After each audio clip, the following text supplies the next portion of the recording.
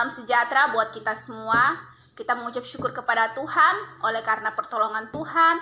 Tuhan masih mengizinkan kita untuk beribadah walaupun kita mengalami masa pandemi seperti ini. Kita percaya bahwa Tuhan kita itu luar biasa. Tuhan kita tidak dibatasi oleh ruang dan waktu. Untuk membuka ibadah kita, mari kita semua berdiri. Kita memuliakan nama Tuhan dalam Kidung Jemaat nomor 13. Allah Bapa Tuhan, dimuliakanlah namamu.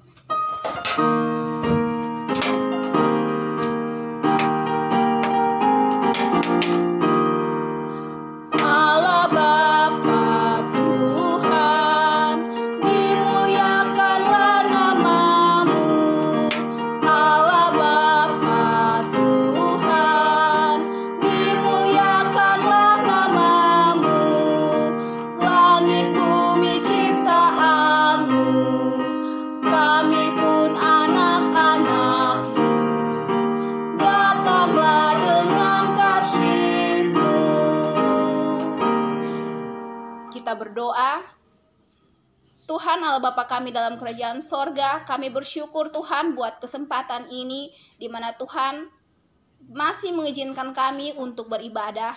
Mari Tuhan memberkati ibadah kami dari awal sampai akhirnya, biarlah boleh terjadi seturut dengan kehendak Tuhan. Ini harapan kami Tuhan, di dalam nama Yesus Kristus kami berdoa dan bersyukur kepadamu. Haleluya, amin. Dipersilakan untuk duduk kembali. Setiap kita tentunya tidak terlepas dari yang namanya kesalahan. Baik itu pemikiran kita, perkataan, hingga perbuatan kita yang sudah menyakiti sesama kita dan terlebih telah menyakiti hati suci Tuhan. Karena itu, marilah kita bersaat teduh di hadapan Tuhan, mengakui setiap dosa dan kelemahan kita. Mari kita berdoa.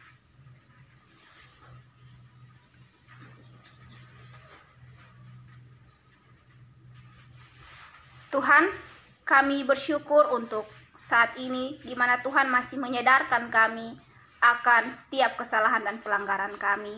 Tolong ajar kami Tuhan untuk tidak saja datang dan terus mengaku tanpa ada pertobatan, tetapi marilah sadarkanlah kami untuk terus memaknai kehidupan kami bahwa ada Tuhan dan kami harus bertobat. Karena Tuhan kami maha adil dan Tuhan mau untuk anak-anaknya bertobat. Inilah kami Tuhan, mari tolong mendengar doa sembahyang kami. Mari kita memuliakan Tuhan dalam NKB nomor 17, Agunglah kasih Allahku, tiada yang setaramu.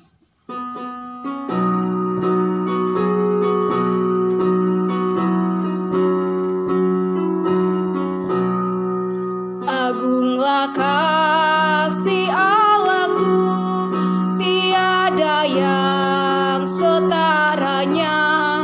Neraka dapat direngku, kartika pun tergapailah. Karena kasih-Nya agunglah, Sang Putra menjelma. Dia mencari yang sesat dan diampuninya. Oh kasih Allah agunglah, tiada bandingnya. Kekal teguh dan mulia, dijunjung umatnya. Tetapi setinggi langit di atas bumi, demikianlah besar kasih setia-Nya atas orang-orang yang takut akan Dia. Sejauh timur dari barat, demikian dijauhkannya daripada kita pelanggaran kita. Mazmur 103 ayat 11 dan 12. Amin.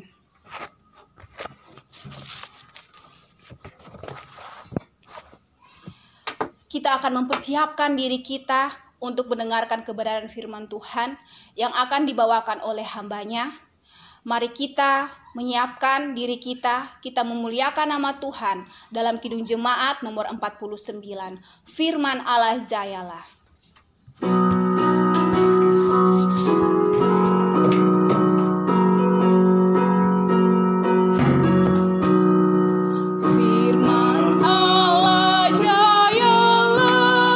Sampai ujung dunia kita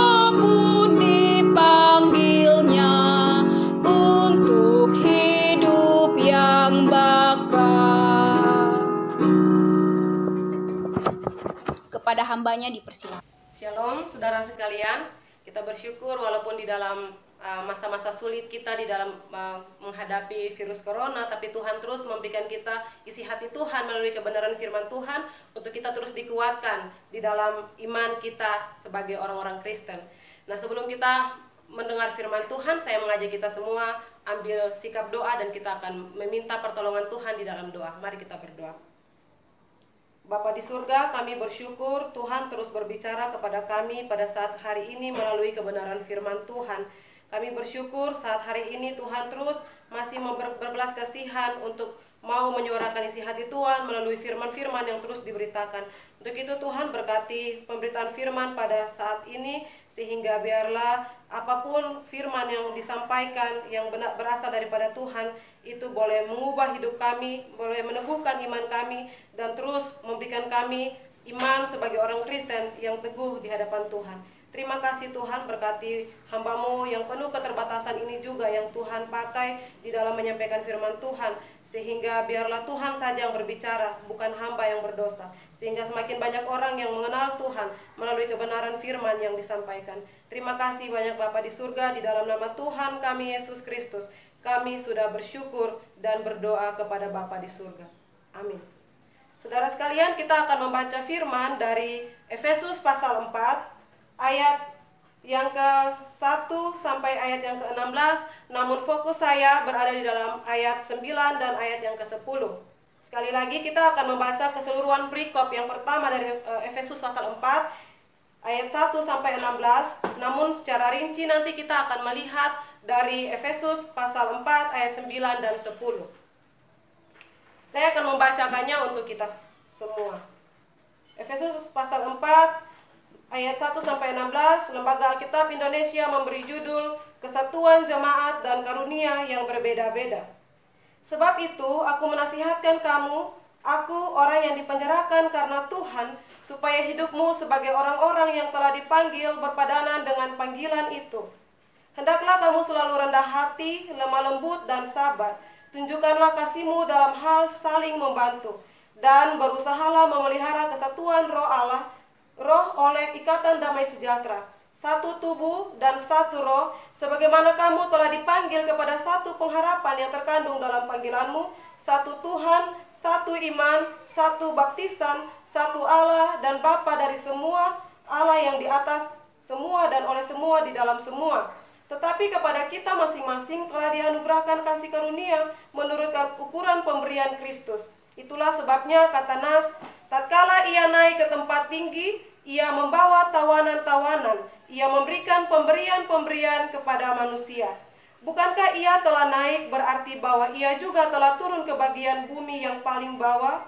Ia yang telah turun, ia juga yang telah naik jauh lebih tinggi daripada semua langit untuk memenuhkan segala sesuatu. Dan ialah yang memberikan baik rasul-rasul maupun nabi-nabi, baik pemberita-pemberita Injil maupun gembala-gembala dan pengajar-pengajar, untuk memperlengkapi orang-orang kudus bagi pekerjaan pelayanan, bagi pembangunan tubuh Kristus, sampai kita semua telah mencapai kesatuan iman dan pengetahuan yang benar tentang anak Allah, kedewasaan penuh dan tingkat pertumbuhan yang sesuai dengan kepenuhan Kristus, sehingga kita bukan lagi anak-anak yang diombang-ambingkan oleh rupa-rupa angin pengajaran, oleh permainan palsu manusia dalam kelicikan mereka yang menyesatkan. Tetapi dengan teguh berpegang kepada kebenaran, di dalam kasih kita bertumbuh di dalam segala hal ke arah Dia, Kristus yang adalah kepala.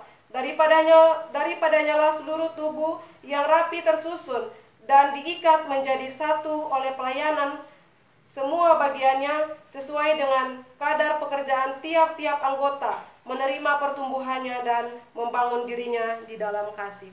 Bapak Ibu Saudara sekalian, surat Efesus ini adalah surat yang ditulis oleh Paulus yang merupakan surat nasihat. Namun bukan suatu surat nasihat kepada secara pribadi kepada seseorang, tetapi ini adalah surat umum yang diberikan kepada seluruh jemaat yang ada di Efesus. Jadi surat Efesus adalah surat umum yang diberikan kepada orang-orang Kristen, terkhususnya bagi orang-orang Kristen bukan Yahudi yang berada di jemaat Efesus. Jadi konteks pada saat itu, jemaat-jemaat Efesus bukan orang yang sudah dari dahulu mengenal Allah yang benar, tidak. Tetapi sejak dulu mereka menyembah dewa-dewa yang begitu keji, yang tidak mengenal Tuhan sama sekali. Tetapi akhirnya mereka bertobat oleh pelayanan Paulus, sehingga mereka membentuk suatu jemaat yang ada di Efesus. Karena jemaat Efesus memiliki latar belakang yang berbeda secara khusus, mereka adalah mayoritas yang berasal dari orang-orang bukan Yahudi yang baru bertobat dan percaya kepada Tuhan, maka Paulus ingin memberikan nasihat-nasihat dan dasar teologis untuk mereka menjalankan kehidupan sebagaimana orang Kristen yang sejati. Bapak Ibu Saudara sekalian, setiap orang Kristen dipanggil untuk melayani. Sekali lagi, setiap orang Kristen dipanggil untuk melayani. Kenapa setiap orang Kristen dipanggil untuk melayani? Bapak Ibu Saudara sekalian, kita menjadi Kristen bukan tentang persoalan masuk surga atau tidak, Bapak Ibu Saudara sekalian. Tetapi kita menjadi Kristen, Tuhan memilih kita menjadi orang Kristen karena ada tujuan Tuhan yang akan diberikan kepada kita. Tujuannya adalah supaya kita boleh berbagian di dalam pekerjaan Tuhan yang sudah dipersiapkan Allah sebelumnya. Nah, Bapak Ibu Saudara sekalian, ketika kita melihat di dalam pasal 4 ayat 1 sampai ayat yang ke-16, di situ Paulus membagi dua bagian, yaitu yang pertama dari ayat 1 sampai ayat yang ketiga yang berisi tentang nasihat bagi jemaat-jemaat di Efesus, dan bagian yang kedua di dalam ayat 4 sampai ayat yang ke-16 itu adalah dasar teologis dari nasihat yang sudah Paulus berikan di dalam ayat 1 sampai ayat yang ketiga. Jadi inti dari nasihat atau bagian pertama, yaitu dari pasal ayat 1 sampai ayat yang ketiga, adalah bagaimana setiap orang Kristen menjalankan hidup berpadanan dengan panggilan Tuhan. Apa maksudnya hidup berpadanan dengan panggilan, Bapak Ibu Saudara sekalian? Untuk mengerti hal ini, sebenarnya Paulus sudah sering mengatakan ini di dalam surat-suratnya yang lain. Misalnya di dalam surat Filipi 1 ayat 27. Di situ Paulus berbicara tentang hidup yang berpadanan dengan Injil. Kemudian di dalam Kolose 1 ayat 10, di situ Paulus berbicara tentang hidup yang layak di hadapan Tuhan atau hidup yang berpadanan dengan Tuhan. Hidup yang berpadanan dengan panggilan itu paralel dengan hidup yang berpadanan dengan Injil.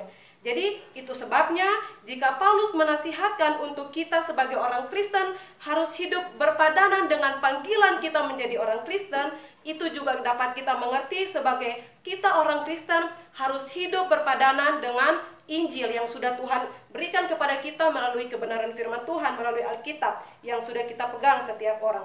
Nah, Bapak Ibu Saudara sekalian, lalu hidup berpadanan sesuai panggilan atau sesuai Injil seperti apa yang Paulus maksudkan di sini? Nah, jawabannya itu ada di dalam ayat 2 sampai ayat yang ketiga. Ini masih tentang nasihat ya Bapak Ibu Saudara sekalian. Jadi jawabannya ketika ada pertanyaan, lalu hidup berpadanan dengan Injil Tuhan seperti apa yang Paulus maksudkan?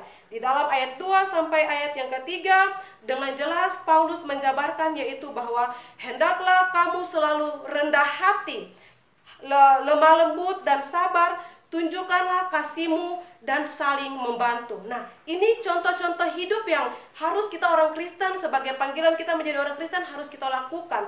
Jadi apalagi sekarang di dalam pandemi virus corona ini, di sini ternyata ada Injil Tuhan yang mengatakan bahwa kita harus saling membantu. Nah, sekarang kita melihat banyak orang atau banyak komunitas yang melakukan bantuan-bantuan kepada orang-orang yang mengalami kesulitan. Nah, ini adalah orang-orang yang sedang menjalankan Injil Tuhan. Bahaya sekali jika orang yang tidak Kristen namun melakukan hal ini dengan tulus, sedangkan orang Kristen secara khusus gereja Tuhan boleh berdiam dan tidak melakukan apa-apa. Ini artinya dia tidak mengerti Injil dan dia tidak hidup sesuai dengan Injil Tuhan. Jadi sebagai orang Kristen, hidup saling membantu, lemah lembut, rendah hati, sama seperti yang sudah Paulus jabarkan di dalam ayat 2 sampai ayat yang ketiga. Dan ayat yang ketiga dia menutup dengan kalimat bahwa dan berusahalah memelihara kesatuan roh oleh ikatan damai sejahtera. Nah, Bapak Ibu Saudara sekalian, di dalam ayat 4 sampai 16 ketika Paulus berbicara tentang dasar teologi dari nasihat yang ada di dalam ayat 1 sampai 3, di sini Paulus memberikan prinsip-prinsip teologis sebagai dasar orang harus hidup berpadanan dengan panggilan Injil. Saya akan mengambil satu prinsip saja, yaitu prinsip keragaman Kristen. Maksudnya apa? Karena tadi sejak awal saya sudah mengatakan bahwa jemaat Efesus itu berasal dari berbagai macam latar belakang. Sehingga jemaat Kristen di dalam jemaat Efesus itu sangat sekali memiliki keberagaman. Sehingga prinsip untuk menjalani hidup berpadanan dengan panggilan Injil salah satunya adalah keragaman Kristen yang terambil dalam ayat 7 sampai ayat yang ke-11 yang akan kita bahas pada saat hari ini. Nah, di dalam ayat 8 di situ kita melihat Paulus mengutip dari kitab Mazmur pasal 68 ayat 19. Di dalam Mazmur 68 ayat 19 dikatakan bahwa Engkau telah naik ke tempat tinggi, telah membawa tawanan-tawanan. Engkau telah menerima persembahan-persembahan di antara manusia, bahkan dari pemberontak-pemberontak untuk diam di sana, ya Tuhan Allah. Dan Paulus memberikan artinya di dalam ayat 9 dan 10, yaitu setelah mengutip Mazmur 68 ayat 19, Paulus mulai menguraikan maknanya dan merujuk pada kenaikan Kristus dan memberikan pemberian kepada umatnya. Jadi jika Kristus mengalami kenaikan, itu berarti sebelumnya Kristus pernah berada di bawah, atau artinya Kristus pernah turun, sehingga Paulus di dalam firman-Nya dia mengatakan bahwa Kristus naik. Nah, namun turun seperti apa yang dimaksudkan oleh teks ini, Bapak Ibu Saudara sekalian? Ada pandangan yang berpendapat bahwa tentang kata turun ini, ada pandangan yang berpendapat bahwa Kristus turun ke dalam dunia orang mati. Nah, akan tetapi meskipun pandangan ini memiliki pengaruh yang cukup panjang dan banyak sekali dalam tafsiran surat Efesus ini, banyak penafsir yang mengatakan bahwa tafsiran ini kurang mendapat dukungan saat ini. Nah, dalam tafsiran dari Peter O'Brien, Bapak Ibu Saudara, di situ dicatat bahwa bapak-bapak gereja awal menghubungkan Efesus 4 ayat 9 ini dengan 1 Petrus 3 ayat 19. Nah, jadi dalam 1 Petrus 3 ayat 19 itu dikatakan bahwa dan di dalam roh itu juga ia pergi memberitakan Injil kepada Kristus menyusuri neraka. Nah, tetapi di dalam surat Efesus ini tidak ada rujukan sama sekali yang jelas kepada untuk merujuk kepada kata neraka ini yang di dalam surat Petrus. Itu sebabnya pandangan ini tidak dapat kita terima, Bapak Ibu Saudara sekalian.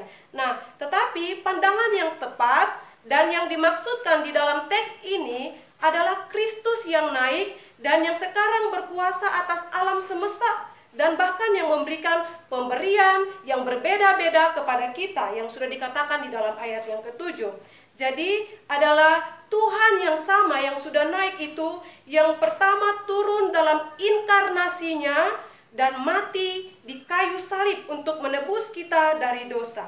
Nah, ini adalah perspektif yang sama seperti turun dan naiknya penebus di dalam Injil Yohanes pasal yang ke-6 ayat 62. Di situ dikatakan bahwa, dan bagaimanakah jikalau kamu melihat anak manusia naik ke tempat di mana ia sebelumnya berada? Atau misalnya di dalam, kita bandingkan dengan Yohanes pasal yang ke-6 ayat 38. Itu sebab aku telah turun dari surga bukan untuk melakukan kehendakku, tetapi untuk melakukan kehendak Dia yang telah mengutus aku. Jadi karena itu Paulus memaksudkan bahwa Paulus maksudkan turun naik dalam istilah bukan istilah tempat, tetapi adalah ini menunjukkan tentang kerendahan dan peninggian. Kristus pernah turun merendahkan diri dan akhirnya Dia ditinggikan. Nah, jadi sebagai hasil yang darinya Kristus memberikan jemaat pemberiannya untuk membawa kepada kedewasaan di dalam ayat-ayat selanjutnya yang tadi kita sudah baca. Jadi, dalam hal ini Paulus sedang berbicara tentang Yesus yang berinkarnasi menjadi manusia. Kita melihat juga di dalam Filipi pasal 2 ayat 6 sampai 7, di situ dikatakan bahwa yang walaupun dalam rupa Allah tidak menganggap kesetaraan dengan Allah itu sebagai milik yang harus dipertahankan, melainkan telah mengosongkan dirinya sendiri dan mengambil rupa seorang hamba dan menjadi sama dengan manusia. Dan dalam keadaan sebagai manusia, ia telah merendahkan dirinya dan taat sampai mati, bahkan sampai mati di kayu salib. Jadi di sini menggambarkan bahwa Kristus benar-benar mengosongkan dirinya, benar-benar merendahkan dirinya ke dalam dunia waktu dia berinkarnasi. Supaya apa? Untuk mau menebus kita dari dosa dan akhirnya memberikan karunia-karunia pelayanan kepada kita, yang juga dicatat di dalam bagian ini. Nah, jadi Kristus telah turun, berarti dia menjadi manusia dan juga sudah mati terhina melalui pengorbanannya di kayu salib.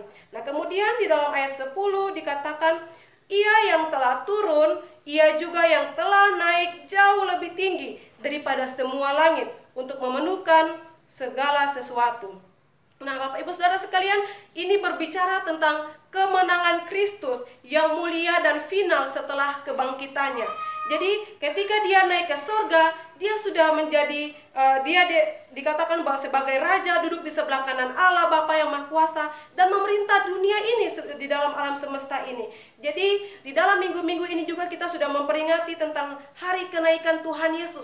Itu berarti kita merayakan hari kemenangan Tuhan Yesus yang dia tidak saja mati lalu tidak bangkit, ataupun dia mati tidak saja dia bangkit, tetapi dia naik ke surga sebagai dia menyatakan kemenangannya, dia mengalahkan dosa, dan dia menyatakan bahwa iman orang Kristen benar-benar percaya kepada Allah yang hidup. Nah, Bapak Ibu Saudara sekalian, akan tetapi jika kita perhatikan di dalam kutipan dari ayat 8, kemudian kita bandingkan dengan sumber kutipan dari Mazmur 68 ayat 19, kita akan melihat hal yang berbeda di situ, Bapak Ibu Saudara sekalian. Coba kita lihat di dalam ayat 8, di situ dikatakan, tatkala ia naik ke tempat tinggi, ia membawa tawanan-tawanan. Ia memberikan pemberian-pemberian kepada manusia. Nah, perhatikan penekanannya. Di sini di ayat 8 dikatakan, ia memberikan pemberian-pemberian kepada manusia. Nah, Bapak Ibu Saudara sekalian, kata memberikan pemberian-pemberian di sini berbeda dengan versi kitab Mazmur yang Paulus kutip, Bapak Ibu Saudara sekalian. Jadi, kalau di dalam ayat 8 yang memberikan pemberian-pemberian itu adalah Tuhan. Tuhan yang memberikan pemberian-pemberian kepada kepada orang, ya Bapak Ibu Saudara sekalian. Namun sedangkan di dalam Mazmur 68 ayat 19 di sini dikatakan bahwa engkau telah menerima persembahan-persembahan. Engkau di sini huruf besar, berarti menunjukkan kepada Tuhan Allah. Jadi Tuhan Allah yang menerima pemberian-pemberian. Nah, di sini ada perbedaan. Waktu di kitab Efesus dikatakan Tuhan Allah atau Tuhan Yesus memberikan pemberian-pemberian. Lalu di dalam kitab Mazmur dikatakan Tuhan menerima pemberian-pemberian. Nah, apakah yang Paulus maksud? Apakah Paulus salah mengutip atau dia keliru di dalam hal mengutip ayat atau bagaimana, Bapak Ibu Saudara sekalian? Nah, coba kita perhatikan ya. Jadi di dalam kitab Mazmur di sini ternyata bukan Tuhan yang memberikan pemberian, tetapi justru Tuhan yang menerima pemberian persembahan. Jadi apakah Paulus keliru di dalam mengutip ayat atau bagaimana? Nah, Bapak Ibu Saudara sekalian, perlu kita mengetahui bahwa kadang-kadang para penulis kitab Perjanjian Baru itu dia bukan hanya mengutip dari Perjanjian Lama saja, ya. Jadi kadang-kadang para penulis kitab Perjanjian Baru bukan hanya mengutip dari Perjanjian Lama saja, tetapi mereka mengutip Perjanjian Lama yang juga mengutip dari Perjanjian Lama yang lain, Bapak Ibu Saudara sekalian. Jadi ini biasanya keberagaman waktu mereka menulis di sini. Jadi Paulus waktu menulis mengutip kitab daripada kitab Mazmur ini, ternyata kitab Mazmur ini juga ternyata sedang mengutip kitab Perjanjian Lama yang lain. Nah, coba kita lihat ya di dalam kitab daripada Bilangan pasal 8 ayat yang ke-16 sampai ayat yang ke-19, atau dari 14 sampai 19 ya. Di situ dia dikatakan bahwa demikianlah harus engkau mentahirkan mereka dari tengah-tengah orang Israel, supaya orang Lewi itu menjadi kepunyaanku. Ayat 15 dari Bilangan pasal 8, barulah sesudah itu orang Lewi boleh masuk untuk melakukan pekerjaan jabatannya pada kemah pertemuan. Sesudah engkau mentahirkan mereka dan mengunjukkan mereka sebagai persembahan unjukan, sebab mereka harus diserahkan dengan sepenuhnya kepadaku dari tengah-tengah orang Israel. Ganti semua yang terdahulu lahir dari kandungan, yakni semua anak sulung yang ada pada orang Israel telah kuambil mereka bagiku. Ayat 17, sebab semua anak sulung yang ada pada orang Israel, baik dari manusia maupun dari hewan, adalah kepunyaanku. Pada waktu aku membunuh semua anak sulung di tanah Mesir, aku telah menguduskan semuanya bagiku. Maka aku mengambil orang Lewi, ganti semua anak sulung yang ada pada orang Israel, dan aku menyerahkan orang Lewi dari tengah-tengah orang Israel sebagai pemberian kepada Harun dan anak-anaknya. Bapak Ibu Saudara sekalian, jadi kalau kita perhatikan dengan baik, di sini ada dua arah. Maksudnya bagaimana? Jadi maksudnya adalah ketika Tuhan menerima pemberian kemudian pemberian itu dia kembalikan lagi untuk memberkati Israel melalui pelayanan Harun atau melalui pelayanan para imam. Itulah sebabnya waktu Paulus mengutip Mazmur, memang dia mengutip dari Mazmur 68 ayat 19 yang berbicara tentang Tuhan menerima pemberian-pemberian.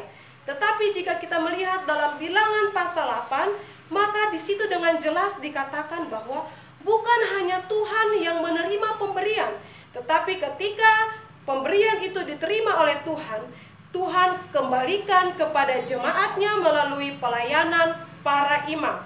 Itulah sebabnya Paulus berkata bahwa tatkala ia naik ke tempat tinggi, ia membawa tawanan-tawanan. Ia memberikan pemberian-pemberian kepada manusia. Nah, sekarang kita melihat ayat 9 dan 10.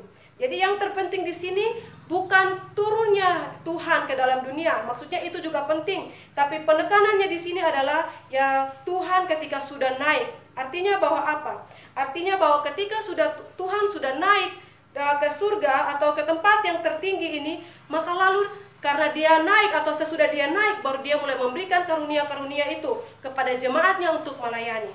Nah, sebelum lebih lanjut kita melihat bahwa apa yang dimaksudkan bahwa dia telah naik ke tempat tinggi. Nah, hal ini menunjukkan kepada kemenangan Tuhan Yesus Kristus atas dosa, ya. Jadi maksudnya adalah dia telah naik ke tempat tinggi ini menunjukkan kepada kemenangan Kristus atas dosa. Jadi kata naik ditekankan karena memang dia pernah turun. Sedangkan kata turun menunjuk kepada inkarnasi Tuhan Yesus sebagai manusia. Karena dia pernah berinkarnasi menjadi manusia dan telah merendahkan diri sebagai manusia, sama seperti yang dikatakan di dalam surat Filipi bahwa dia bahkan sampai mengosongkan diri, bahkan mati di atas kayu salib. Nah, di situ menggambarkan bahwa secara rinci tentang cara Tuhan Yesus turun dan merendahkan diri sebagai manusia. Kata bahkan mati di kayu salib di dalam Filipi 2 ayat 8 itu adalah kematian terhina yang sama artinya dengan turun ke dalam dunia yang paling bawah di dalam Efesus 4 ayat 9 ini. Jadi kemudian di dalam Filipi 2 ayat 9 sampai 10, itulah sebabnya Allah sangat meninggikan dia dan mengaruniakan kepadanya nama di atas segala nama, supaya dalam nama Yesus bertekuk lutut segala yang ada di langit dan yang ada di atas bumi, yang ada di bawah bumi. Ini berarti bahwa Yesus dimuliakan. Dimuliakan sama sepertinya dengan dia sudah naik jauh lebih tinggi. Jadi waktu dia turun begitu merendahkan diri dan bahkan orang merendahkan dia di dalam dunia, tapi dia mengalami kemenangan yang final, yaitu ketika dia sudah naik ke tempat yang lebih tinggi dan di situ dia memerintah atas dunia ciptaan ini. Nah, jadi Tuhan Yesus sebagai pemenang, sebagai menang dan mulia yang telah naik, maka dia mulai memberikan pemberian-pemberian atau karunia-karunia kepada kita untuk hidup bersatu dan saling melayani. Nah, kita sebagai orang Kristen sudah menerima karunia-karunia itu yang sudah dijabarkan juga di dalam ayat 7 dari pasal 4 ini. Sehingga kita juga yang sudah menjadi orang Kristen ini, yang sudah mendapat karunia-karunia ini, harus mengembalikan karunia itu melalui pelayanan yang Tuhan percayakan kepada kita. Jadi orang Kristen, sejak awal tadi saya sudah katakan bahwa orang Kristen harus melayani. Tidak ada kata bahwa orang Kristen tidak melayani. Jadi kalau kita sudah sebagai orang Kristen tapi tidak punya hati yang rindu untuk melayani Tuhan, maka harus dipertanyakan ulang tuh, kekristenannya itu benar atau tidak, atau dia sudah benar-benar lahir baru atau tidak, dia sudah benar-benar percaya kepada Tuhan Yesus yang benar atau tidak, atau Tuhan Yesus palsu yang sekarang banyak kalangan sedang beritakan. Jadi Bapak Ibu Saudara sekalian, ketika kita sudah menerima karunia-karunia itu, maka kita harus kembali dan melayani Tuhan melalui pekerjaan Tuhan yang sudah Tuhan percayakan kita di dalam dunia ini. Menjadi orang Kristen bukan mencari aman di dalamnya. Jangan sampai kita mempunyai pemahaman-pemahaman yang salah tentang menjadi seorang Kristen berarti sudah beres tentang dosa, karena Tuhan Yesus sudah mati di kayu salib, bahkan dia sudah naik ke surga, sehingga kita sudah tidak peduli lagi. Yang penting dosa saya sudah terselesaikan, maka saya sudah hidup bebas menjadi orang Kristen dengan hidup sembarangan dengan kebebasan yang saya miliki. Tetapi menjadi orang Kristen yang sejati, Tuhan mengatakan, atau melalui kebenaran firman Tuhan ini kita sudah mendengar bahwa kita harus melayani dalam hal apapun. Bukan naik di mimbar saja yang dikatakan melayani, bukan main musik atau pelayanan di dalam gereja yang tampil di depan saja yang melayani. Tetapi jika di dalam gereja kita dipercayakan menjadi orang-orang yang mungkin menjadi koster pun, bahkan atau mungkin kita melayani sebagai orang yang lipat-lipat kursi, beres-beres kursi, atau membersihkan gereja, itu adalah pelayanan yang Tuhan percayakan. Itu mungkin adalah karunia pelayanan yang sudah Tuhan berikan. Sehingga menjadi orang Kristen, kita harus melayani. Jika engkau sudah menjadi orang Kristen tetapi tidak melayani, maka engkau perlu bertobat dan harus kembali kepada firman yang mengatakan bahwa setiap orang Kristen yang sejati harus melayani. Biarlah kita menjadi orang-orang Kristen yang hidup tidak bersantai-santai saja, tapi kita menjadi orang Kristen yang mau bekerja keras untuk melayani Tuhan. Sehingga melalui pelayanan yang kita lakukan, Kristus semakin ditinggikan dan dimuliakan di dalam hidup kita. Demikian firman Tuhan, dan mari kita berdoa mengucap syukur atas firman yang sudah sudah disampaikan melalui kebenaran firman Tuhan. Bapa di surga, kami bersyukur Tuhan memberkati kami sebagai orang Kristen dengan karunia-karunia yang ada. Biarlah Tuhan memberikan kami hati yang rindu untuk berkomitmen melayani Tuhan. Apapun itu pelayanan yang Tuhan percayakan, kami boleh bekerja dengan penuh tanggung jawab, karena kami sadar bahwa kami sedang bekerja ada di hadapan Tuhan. Ampuni kami jika selama ini kami melayani untuk orang lihat, untuk mendapat pujian daripada manusia. Tapi Tuhan, biarlah kebenaran firman Tuhan hari ini mengingatkan kami untuk pentingnya kembali kami menyadari panggilan kami menjadi orang Kristen, untuk kami melayani Tuhan dengan sepenuh hati, dengan penuh tanggung jawab, karena kami sedang bertanggung jawab di hadapan Tuhan.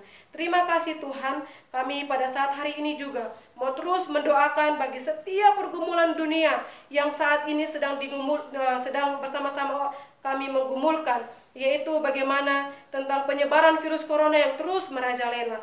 Bapa di surga, kami sebagai manusia atau orang-orang Kristen tentu saja memiliki kekhawatiran yang lebih, bahkan takut, sehingga kadang-kadang kami bahkan tidak beriman lagi kepada Tuhan. Kami menyerahkan pergumulan kami sebagai orang Kristen ke dalam tangan Tuhan, secara khusus pergumulan dunia ini menghadapi virus corona.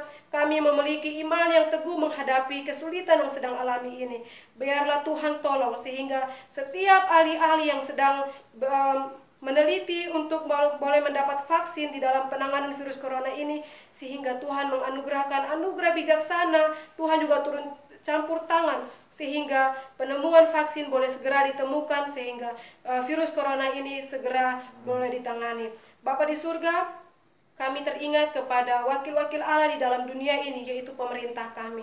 Kami menyerahkan baik daripada presiden dan seluruh jajaran pemerintahan dari pusat sampai ke daerah-daerah. Kami mohon belas kasihan Tuhan. Tuhan memberkati mereka. Baik itu kebijakan-kebijakan yang diambil, mulai dari presiden sampai ke daerah-daerah.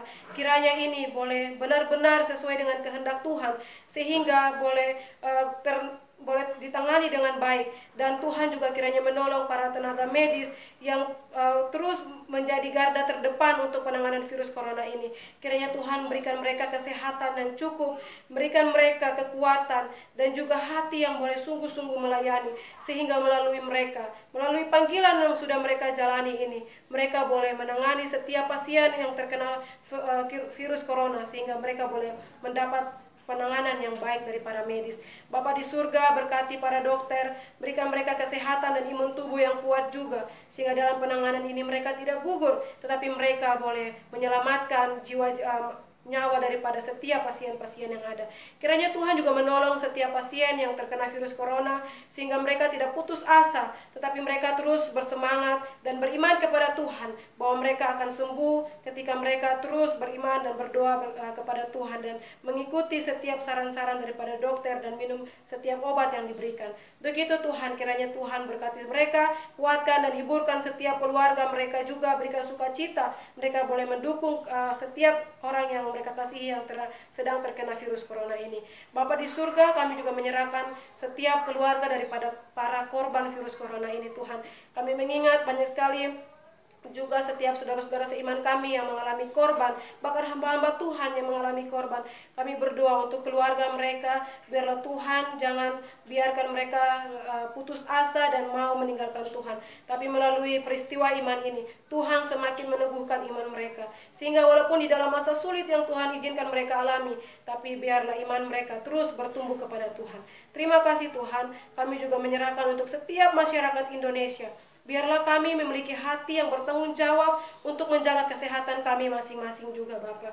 Sehingga kami tidak bebal, kami tidak melawan pemerintah dengan terus melakukan hal-hal yang tidak sesuai dengan anjuran pemerintah. Kami boleh taat atas aturan pemerintah, sehingga kami pun boleh bertanggung jawab di dalam kesehatan kami, sehingga kami tidak menjadi ceroboh di dalam menghadapi virus corona ini. Biarlah berikan hati kepada setiap masyarakat yang sungguh bertanggung jawab juga menjaga diri mereka masing-masing. Terima kasih banyak Bapa di surga. Kami juga mau menyerahkan gereja-gereja Tuhan di seluruh dunia, dan juga secara khusus di Indonesia yang sekarang ini juga sedang bergumul menghadapi pandemi virus corona ini. Kiranya Tuhan tolong hamba-hamba Tuhan di dalam masa sulit seperti ini. Mereka boleh berperan aktif memberitakan Injil Tuhan kepada seluruh jemaat, menguatkan iman mereka. Dan juga Tuhan berkati pada setiap gereja Tuhan, sehingga boleh saling membantu, memberikan bantuan-bantuan yang sejauh mereka bisa, sehingga jemaat Tuhan atau gereja Tuhan boleh menjadi berkat di tengah-tengah dunia ini. Biarlah Tuhan tolong sehingga cukupkan juga setiap kebutuhan yang dibutuhkan oleh gereja untuk di dalam membantu setiap masyarakat yang mengalami kesulitan. Terima kasih Tuhan, kami menyerahkan seluruh pergumulan kami ini ke dalam tangan Tuhan. Biarlah Tuhan yang menjawab sesuai waktu dan kehendak Tuhan. Kami percaya Tuhan sudah mendengar doa kami, karena kami sedang berdoa kepada Tuhan yang sudah tebus dosa kami, dan sudah Tuhan naik ke tempat yang begitu tinggi, dan dipermuliakan nama Tuhan. Di dalam nama Tuhan kami Yesus Kristus, kami berdoa dan bersyukur. Amin. Kita akan mengakhiri rangkaian ibadah kita saat ini. Marilah kita pulang dan menjadi saksi-saksi Tuhan, menjadi pelaku firman Tuhan. Kita semua berdiri, kita menyanyi Kidung Jemaat nomor 426, kita harus membawa berita.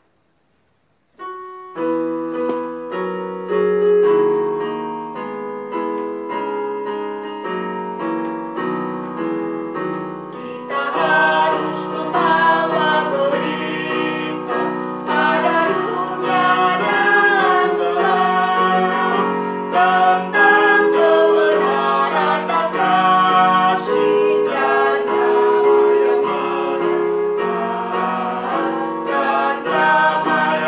yang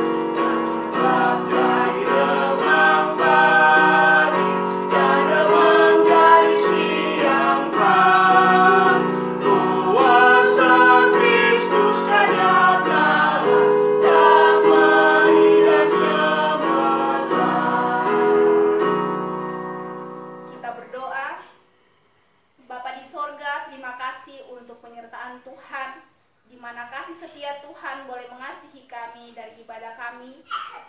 Dan kini Tuhan kami akan pulang. Kiranya Tuhan mari memberkati kami semua. Dalam keadaan seperti apapun, kami tetap percaya bahwa Tuhan akan selalu hadir dalam kehidupan kami. Ini harapan kami Tuhan, mari pulang bersama kami. Tolong menjaga kami, keluar masuk kami. Semua ada dalam penyertaan Tuhan. Haleluya. Amin.